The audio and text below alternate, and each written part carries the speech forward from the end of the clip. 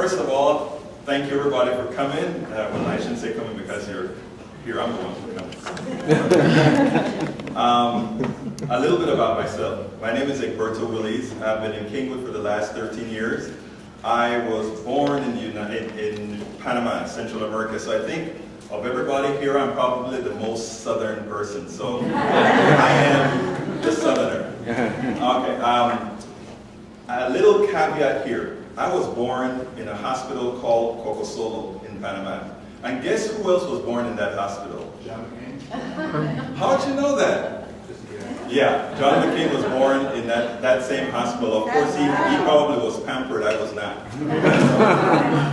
But anyway, I came here on a music scholarship to study engineering. How crazy is that? But that's how I got here. I started at a little college, I don't know, most of you probably know of Blinn College. I stayed 1 year at Blinn College, and that summer I worked for the entire summer from 11 at night to 7 in the mornings at a cotton mill. Then from 7 in the mornings till 11 at the mess hall washing dishes, sweeping floors and so forth. And from 2 to 7 in the afternoon selling fireworks and anything else I could sell. And the reason I did that was to be able to go to the University of Texas. Longhorn. Okay.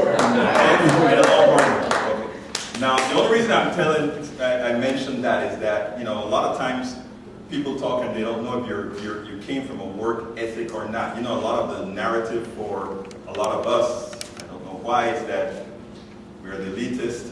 Remember Obama was the elitist and so forth and so on. No, we all really came from a work ethic. I've been in Kingwood, like I said, for 13 years. I'm married to Linda, that's my wife back there. We've been married now for 23 years. My wife has lupus. I don't know if anybody who knows what that is, so it's a pre-existing condition. And she is the lupus facilitator in King. All right, I have a daughter, 19 years old. She went to Kingwood High. She's now in UT, following my steps. Mostly she had to, but. I don't know about you guys, but I watch all the news. Fox News, MSNBC, everything. And I got fed up.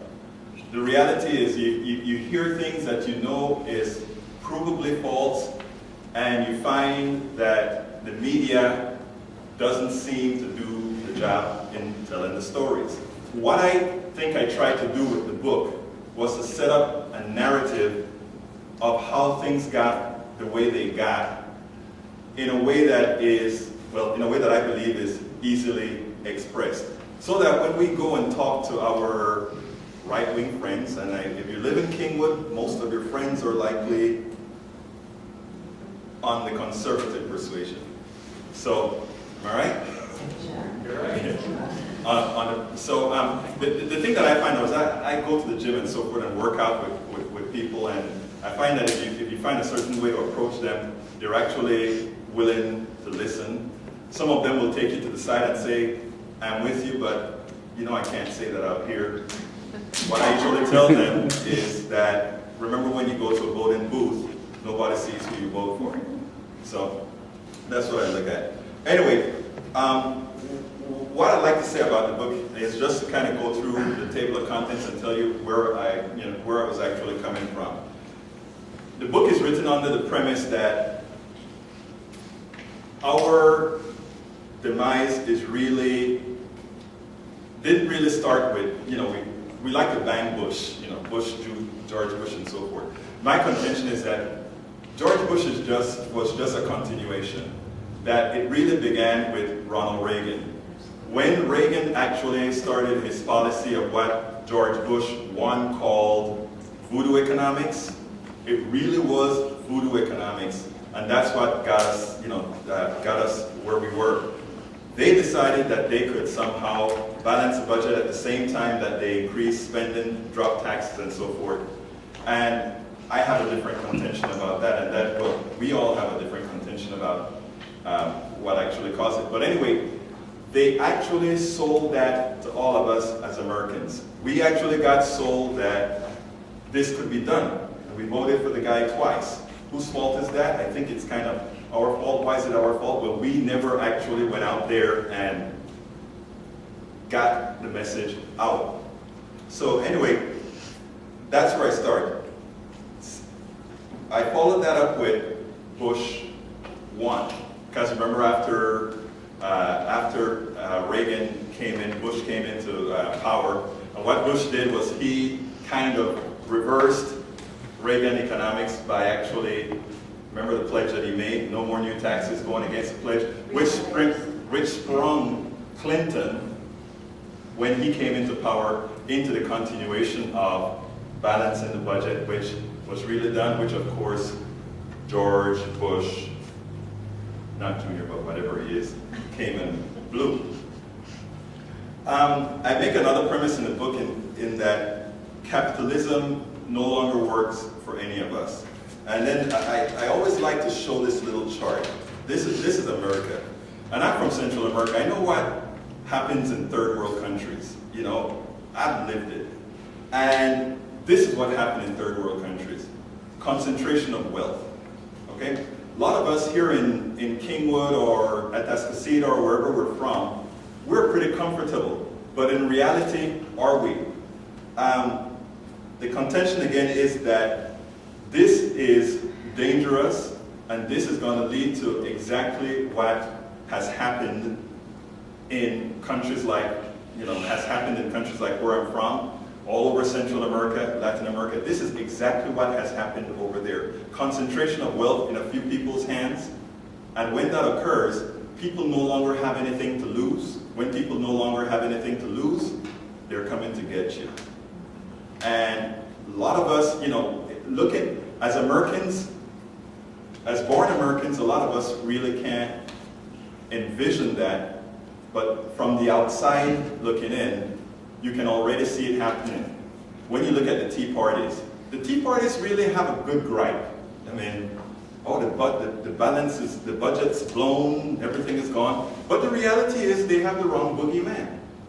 The boogeyman isn't President Obama, the boogeyman isn't the Democrats. Well, it isn't the progressive Democrats, but it is some of the Democrats. But that's who the boogeyman is. And until we realize that we're kind of in trouble, so I try to make that narrative in the book. And what I do further on is try to describe how an ideal capitalist, or not capitalist, but an ideal free enterprise society where it is biased towards the individual should actually work. In other words, right now, what do we see happening? We see foreign companies being able to influence our elections.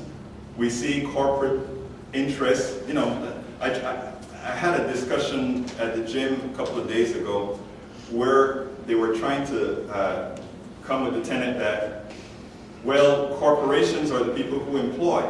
I agree. But we need corporations who employ here, not in China. We need corporations who actually have the interests of Americans in general. The reality is, legally speaking, corporations don't really have to have the average person's interests at hand. They have a fiduciary responsibility to their shareholders, not to us. So there has to be a balance between the corporation, the individual, and the government. My contention is that while the narrative today is that we should always have, that we want a small government, that we need to get off the narrative of wanting a small government. We need to get on the narrative that we need a strong government so that it can actually fight strong corporations who actually have interests that are in a lot of times diametrically opposed to that for the middle class. One of the other items I discussed was the media. The media is complicit in everything that has gone on here. You take a look at the media right now, and you follow how healthcare went by. We follow and we take a look at the issues like, what did Sarah Palin talk about? Death panels and so forth. When we talk about mandates, the reality is all of these were proposals put out by conservatives. Mandates is a conservative proposal. The media, as opposed to expressing these items, made it look as if it was otherwise. So if we take a look at things like healthcare reform. It's really a Republican healthcare reform that we got that suddenly becomes socialized medicine. Nobody really seems to know what socialized medicine looked like. I don't see how it could be socialized if we have private insurance companies, private hospitals, private doctors. Socialization means that 2 of the 3 had to be in government hands. It's not. And so the contention is that the media is complicit in all these issues. And finally,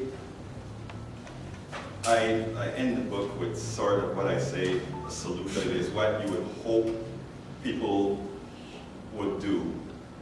And one of the things I like to say is that we all really should think about becoming empowered.